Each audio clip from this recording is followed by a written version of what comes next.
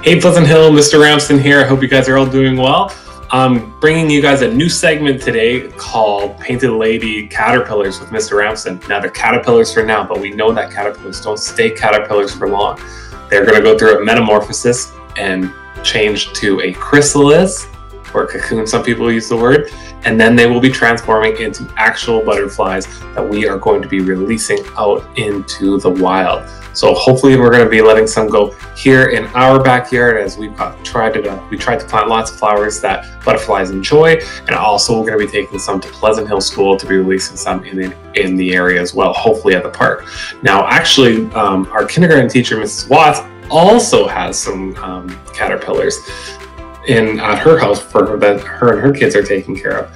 And we were even thinking that might be a really fun activity to release them together and sharing that with you guys here online as well. So you'll know when our Painted Ladies will be in the Pleasant Hill neighborhood. So stay tuned for that. But without further ado, let me introduce you to our caterpillars. Here we go. All right, everyone, I'd like to introduce to you guys our Painted Lady butterflies. So here's the container that they came in, and inside we have 9 caterpillars. There was supposed to be 10, but we lost one along the way, it looks like, but that's okay.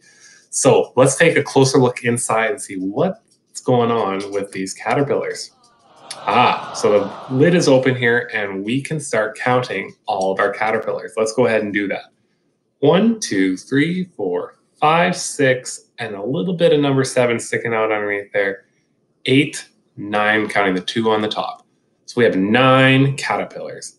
And inside this container, we can see quite a bit of stuff's going on. So let's kind of dive in and talk about that.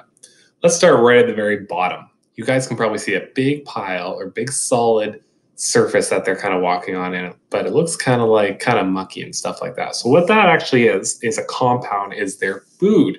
So it's made of basic plant-based sugars and things like that.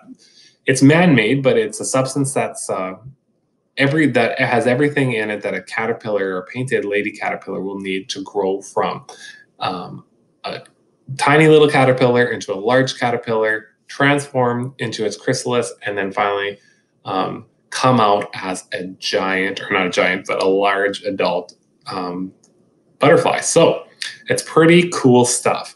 So on top of that, you guys can probably see little specks. It looks like little specks of food. And technically that's really what it is.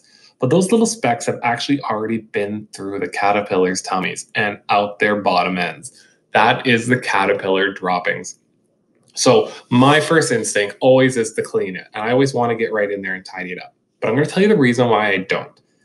The reason is because by going inside and cleaning it out, whether I use my fingers or a small tool, like it did come with a little paintbrush in case you needed to touch them, is I risk introducing germs or bacteria into the container. Now, germs and bacteria that might not affect me, that are living on my hands or in surfaces around my body, around where we live, would be possibly harmless to me, but they could be really dangerous for these caterpillars who are very susceptible to getting sick and eaten up. And so we don't want anything bad happening to them. We don't want them to die from any germs that we might bring in. So although, yes, it is kind of gross, at least in our minds, that they're surrounded, it's actually really quite clean poop as far as poop goes. And it's not dangerous for them to be surrounded by it. Other thing you guys are going to notice are little black spots everywhere. Now that isn't caterpillar poop like it might look like it is. Those black spots are actually pieces of caterpillar skin. As the caterpillars grow, their skin doesn't stretch with them like yours and mine does as we grow. So what they have to do is they flake off little pieces of their skin so the new skin below has room to pop out. As they shed the skin is harmless and just falls to the bottom of the container. And sometimes will stick to the paper towel on top. Also, you can guys see what looks like spider webs in there. No spiders snuck inside of this container. What that actually is just silk and webbing. Silk webbing that the caterpillars actually make themselves. So you might see this in a lot of 10 caterpillars on trees, or even leaf roller caterpillars that you might see on trees. What they usually do this for is they'll surround themselves with some webbing, and it's usually a safety precaution. So if a bird was to come, or some sort of predator, or something that might cause them danger, and they feel vibrations on those silk lines, they know they need to freeze or prepare to defend themselves, which they actually do sometimes against each other. If they get too close to one another, they can get a little grumpy and start using their bodies almost like little whips. Now, they're not doing it too much at this size and this age, but as they get bigger, they get much stronger and what to me looks like more aggressive. All right, let's take a look at another image a little closer in. So here inside, we can really see them all growing. We got some that are larger than others. And to tell you guys the truth, these pictures were actually taken several days ago when we first got the caterpillars.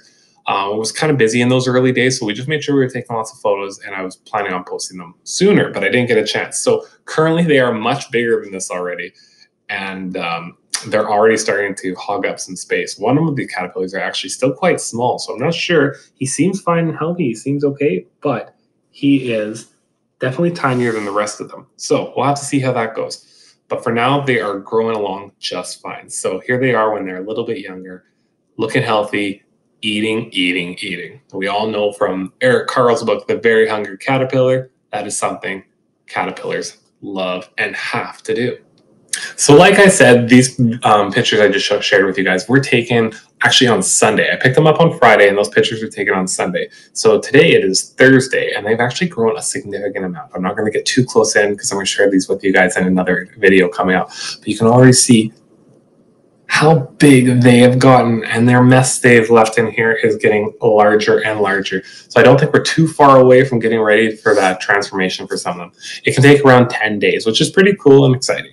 So what we love to do is watch these little guys go. I can't wait to share some images with you guys once they start really growing and then transforming into their little chrysalises and start hanging upside down. So I'm going to keep you guys posted on all that, and I hope everything is going well. I also wanted to share some images with you guys really quickly of some other little guests we have in our backyard, actually.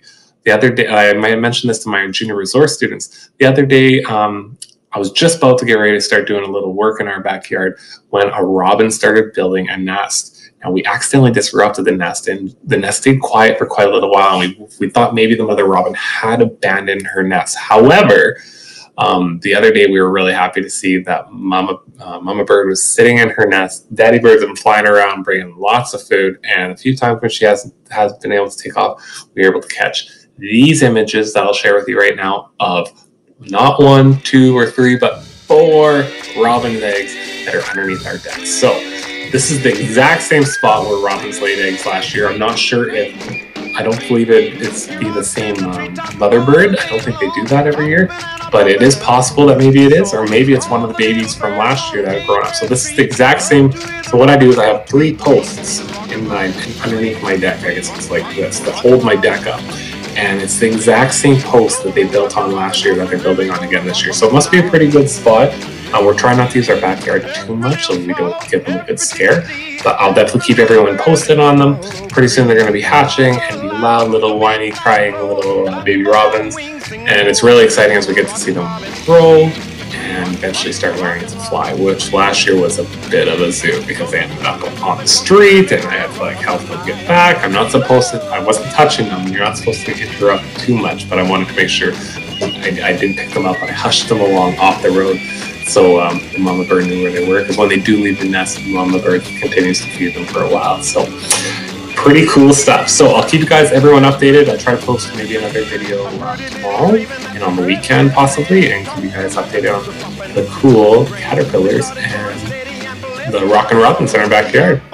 All right, everyone, thanks so much for tuning in, and we'll see you soon. Bye now.